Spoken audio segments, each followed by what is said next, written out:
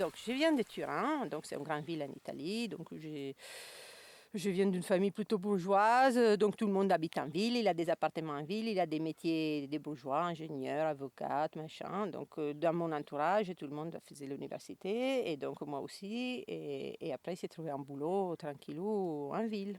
Sauf que moi, la ville, ça ne me plaisait pas du tout. Et j'ai rêvé de partir à la campagne. Et en fait, l'endroit en France où il fallait que je sois, c'était Mas-de-Londres. Voilà, donc j'y suis.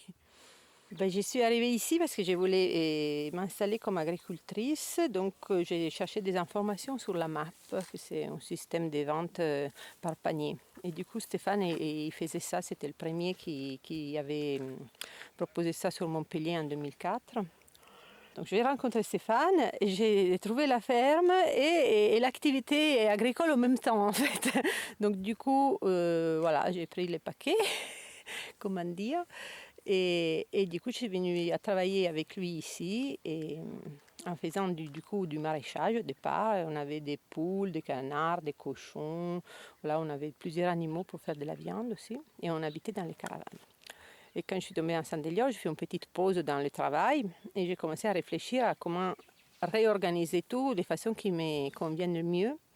Et donc, j'ai réfléchi un peu et j'ai décidé de produire des semences parce que je connaissais déjà l'association Cocopelli, j'avais déjà parrainé certaines variétés et j'ai trouvé que c'était quelque chose de très passionnant de suivre les plantes depuis le départ jusqu'à la fin de leur cycle. Mais sinon, voilà, ce qui est le plus chouette ici, c'est de travailler dans la nature tout le temps, dehors. Les milliers de variétés de coton de la planète, elles sont en train de disparaître. En Inde, en Afrique, etc., substitués par les hybrides fins des Syngenta et des autres grosses entreprises. Et du coup, il faut un endroit pour pouvoir les conserver. Et on ne peut pas le faire dans ces pays-là parce que, vu qu'ils sont envahis de toutes ces variétés hybrides, c'est à côté, on fait un petit potager pour garder les graines, ils vont s'hybrider avec ceux qui sont à côté. Donc il faut le faire séparément.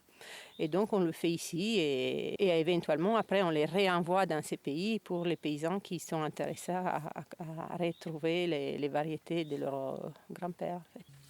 Ce qui est extraordinaire quand même, c'est que dans mon petit jardin où je dois cultiver plus ou moins 2000 m², 3000 peut-être, j'ai produit quand même des milliers, probablement des centaines de milliers, peut-être même des millions pour certaines graines qui sont microscopiques, des graines qui après elles sont redistribuées dans toute la France et même à l'étranger. Donc je suis reliée à ces milliers de personnes, même sans les voir. Et je participe de leur bonheur quotidien.